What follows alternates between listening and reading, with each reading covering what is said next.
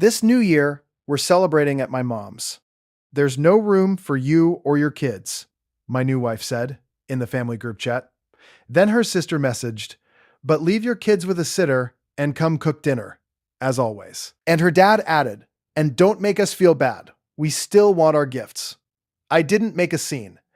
The message came at 8:13 p.m., right as I was washing ultramarine blue out of my brushes and trying to decide whether the winter sky on my canvas needed one more layer of gray. This new year, we're celebrating at my mom's. There's no room for you or your kids, my new wife, Camille, wrote in the family group chat. I stood there with cold water running over my hands, paint circling the drain, staring at my phone like I had forgotten how to read. Then her sister, Tessa, added, but leave your kids with a sitter and come cook dinner, as always. A second later, her father sent his own message.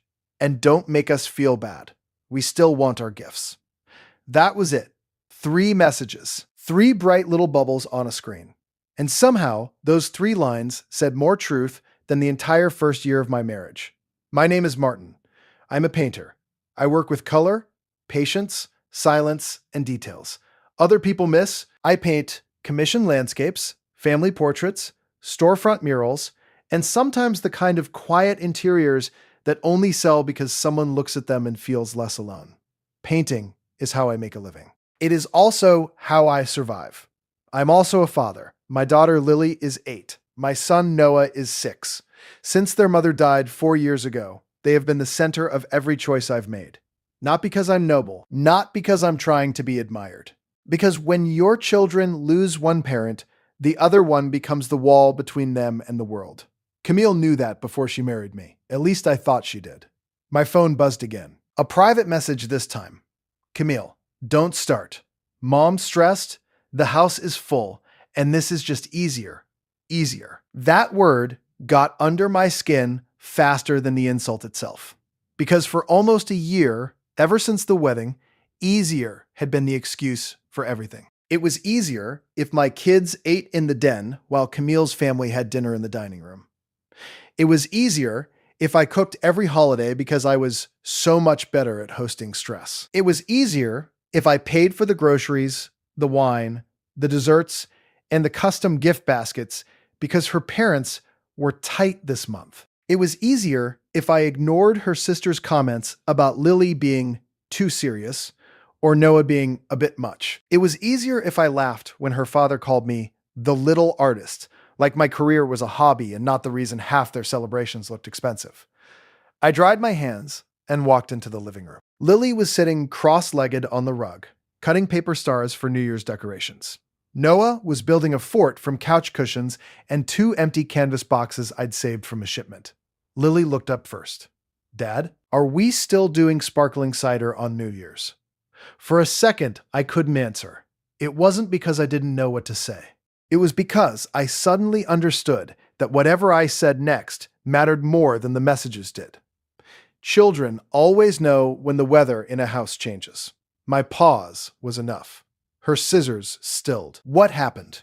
Noah peeked out from behind a cushion. Is Camille mad? That hit me harder than the texts. Not because it was rude, because it meant he had already learned to ask that question. Meaning this was not a new feeling for him. Meaning I had let too much slide already. I sat down on the arm of the couch and tried to keep my face calm. Nothing you two need to worry about tonight. Lily kept watching me with those solemn dark eyes. She had her mother's eyes. Sometimes that comforted me. Sometimes it ruined me. I smiled, or tried to. Finish your stars. I need to think. I went back into the kitchen, unlocked my phone, and read the group chat again. No room for you or your kids. Leave your kids with a sitter and come cook. We still want our gifts. There it was. My job in that family, neatly summarized. Not husband, not son-in-law, not family. Cook, provider, wallet, logistics. The thing that finally made me sick wasn't even the insult. It was the phrase, as always. Because Tessa was right. That was always my role. I cooked Thanksgiving dinner, while Camille arranged flowers and corrected the lighting for photos. I brought expensive bottles of wine her father loved but never thanked me for. I bought gifts from both of us. Even when I knew she hadn't spent 5 minutes thinking about what anyone would want, I cleaned the kitchen, while her mother praised her for pulling everything together. I had told myself it was temporary. Adjustment, marriage blending, family friction. But cruelty repeated enough times stops being friction. It becomes structure. The front door opened 15 minutes later. Camille came in with shopping bags hanging from both wrists, cold air rushing in behind her. She set everything on the kitchen island and gave me one look. "Oh no," she said flatly, "you're going to make this into a thing." I stared at her. "Into a thing? You know what I mean." "No," I said. "Actually, I don't. Explain it to me." She sighed like I was already exhausting her. "Mom's house is packed this year. My aunt is coming. Tessa is bringing that guy she's dating. And everybody wants it to feel elegant for once."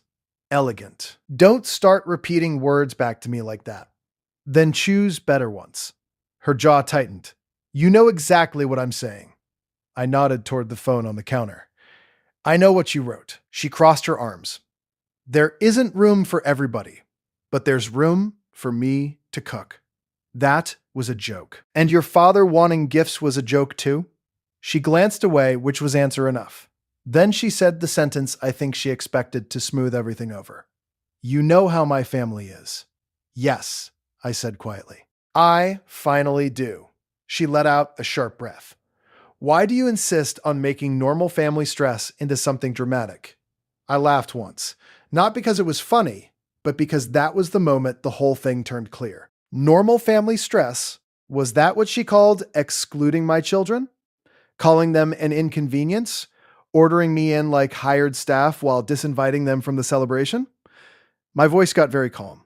"Tell me something. If there's no room for my children, why is there room for me?" She opened her mouth, then shut it. I answered for her. "Because I'm useful." That is not fair. It's accurate. She hated that word. I saw it on her face immediately. Accuracy is unbearable to people who survive on vagueness. "You are twisting this," she snapped. "My family has bent over backwards trying to include you." "Include me," I said. "At what point when your father called my profession cute? When your sister told Lily she'd be prettier if she smiled more? When your mother moved my kids' handmade ornaments off the Christmas tree because they ruined the theme?" Camille's face hardened. "Oh my God, Martin. Not everything is an attack." "No," I said. "Only the things that are." That was when she said what she had probably been thinking for months. Your whole life still revolves around those kids. The room went still, not because I was shocked, because I wasn't. I had felt it all along, that low current of resentment every time I chose them first, which, as their father, I always would. My whole life, I repeated, does revolve around my children. She lifted her chin. "Exactly. There's never any room for us to just be married. There's always school schedules, bedtime, grief, your late wife's parents, your traditions, your rules. It's like I came into a house that was already full." That hit harder than the chat ever could have. Because now she wasn't talking about one dinner. She was talking about my entire life, my children, my dead wife, the shape of the home I had rebuilt out of loss. She had never wanted to join it. She had wanted to replace it. I heard movement in the hallway and turned. Lily and Noah were standing there, silent. Camille noticed and lowered her voice. "Great. Now they're listening. They live here," I said. "For now," she muttered. Everything in me stopped. I looked at her. "What did you just say?" Her expression changed. She knew she had gone too far. But instead of taking it back, she did what she always did when caught. "Don't do this." "No. Say it again. You're twisting my words." "Am I?" The children looked terrified. That was all I needed. I turned to them. Shoes. Coats, too. "We're going out." Noah blinked. "Now." "Yes." Camille let out a humorless laugh. "You're being ridiculous." "No," I said, grabbing my keys. "I'm removing my children from a conversation where they're being treated like baggage." Lily stood frozen for a second. "Are we in trouble?"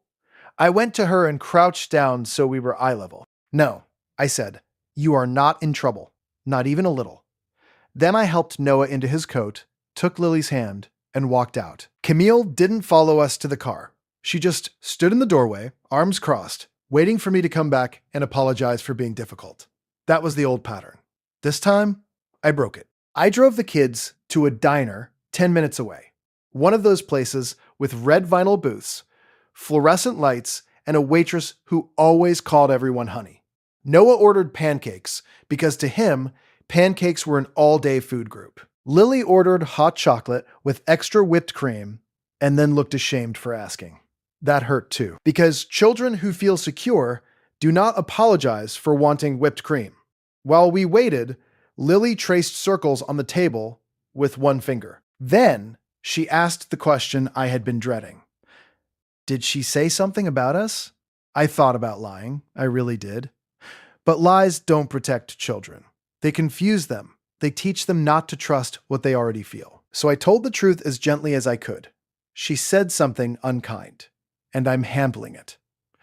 Lily stared at her napkin. Because we make things hard, there are moments when your heart does not break all at once. It tears in one clean line. I leaned forward. Listen to me very carefully, I said. You do not make life hard. You make life real. There is a difference. She looked up at me, eyes full.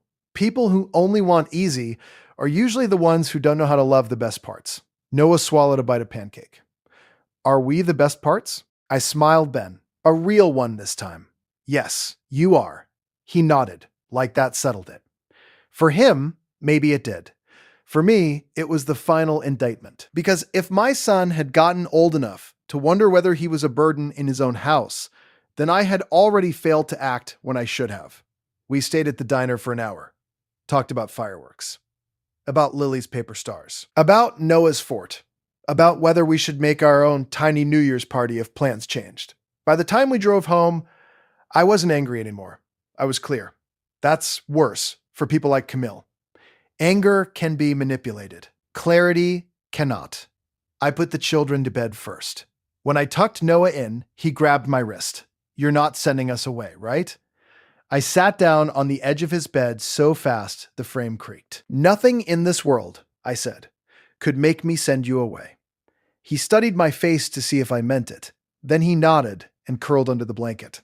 Lily was still awake when I stepped into her room. Her lamp was on low, and she was holding one of the paper stars in her hands. Is she mad at us? She whispered. No. Then why did she say that? Children don't ask easy questions. They ask exact ones. I sat beside her and took the star from her hand, because sometimes adults want life to be convenient more than they want it to be kind. She was quiet for a long time after that. Then she said, I don't like her family. I brushed hair off her forehead. Neither do I. That made her smile a little. After they were asleep, I went to the kitchen, opened the family group chat, and finally replied. Thanks for clarifying. My children and I will not be attending. I also will not be cooking, shopping, paying for, or bringing gifts to an event where my kids are not welcome. Please make other arrangements. The reaction was immediate. Her father, no need to be emotional. Tessa, wow. Way to make everything about your kids again. Camille, delete this right now. Then her mother, Marianne, joined in with the kind of cowardly diplomacy I had come to expect. I never said the children weren't welcome. This is getting twisted. I almost laughed. Cruel people always hide inside vagueness once the cost shows up. So I answered, Camille said there was no room for me or my kids. Tessa told me to get a sitter and still come cook. Howard reminded me you still wanted gifts. Nothing is twisted. It's all in writing. The chat went silent for nearly a minute. Then Howard wrote, if you're too cheap to help, just say so. Cheap. That word said something cold for me.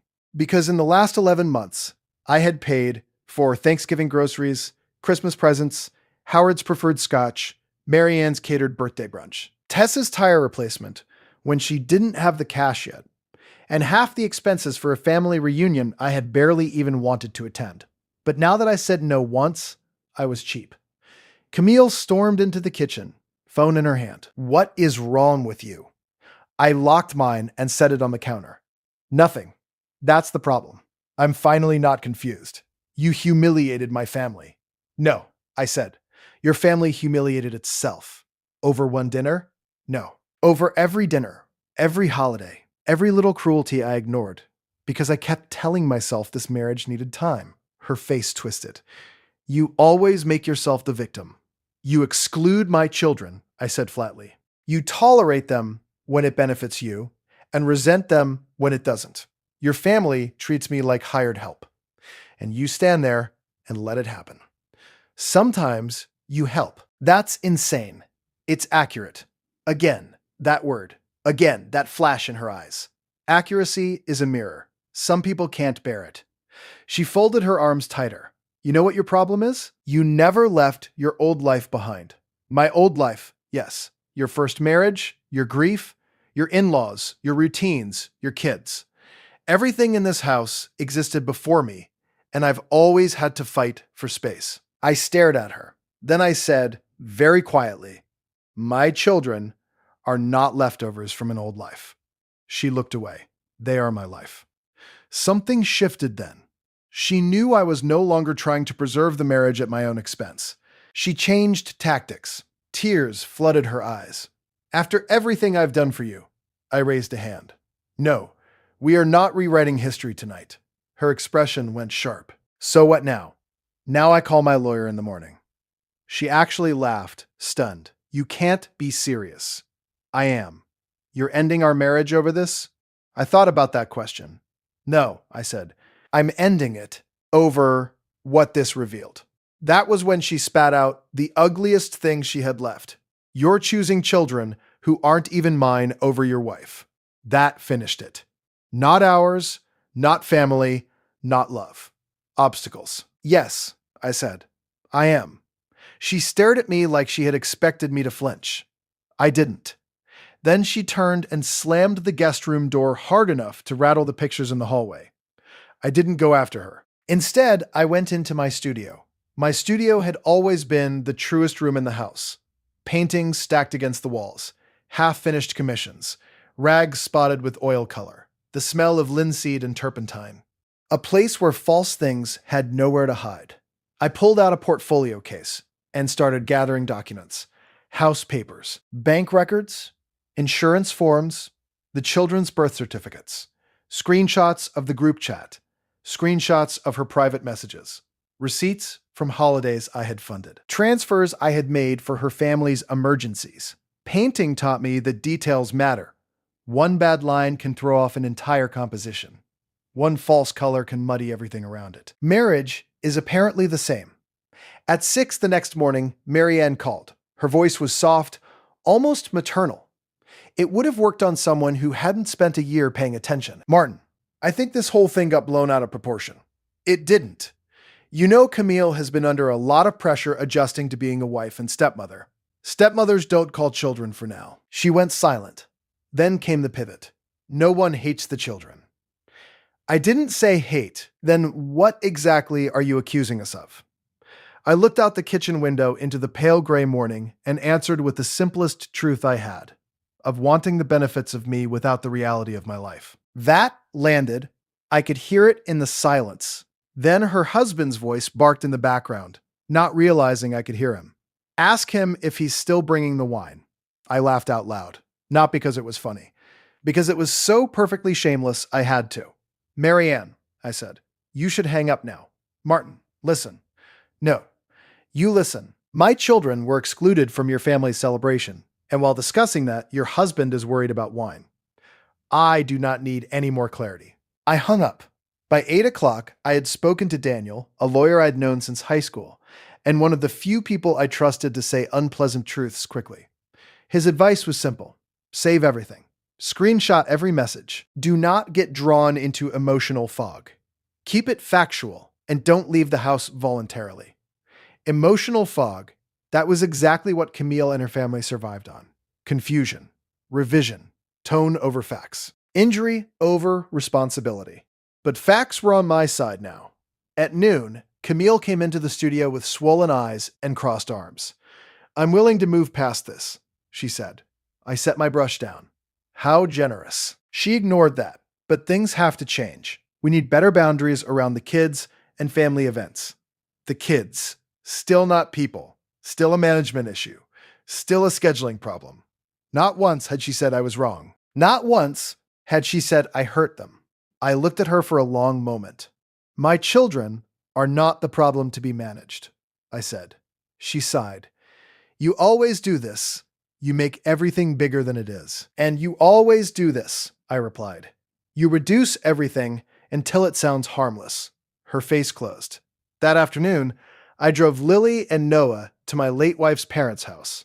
Marjorie opened the door, saw my face, and didn't waste time pretending things were normal. What happened? I told her. Not every detail. Enough. By the time I finished, Frank had taken off his glasses and was polishing them furiously, which he only did when he was trying very hard not to explode. She said, "What about the children?" he asked. I repeated it. He nodded once, very slowly. Then she should never have been in your house. Marjorie touched my arm.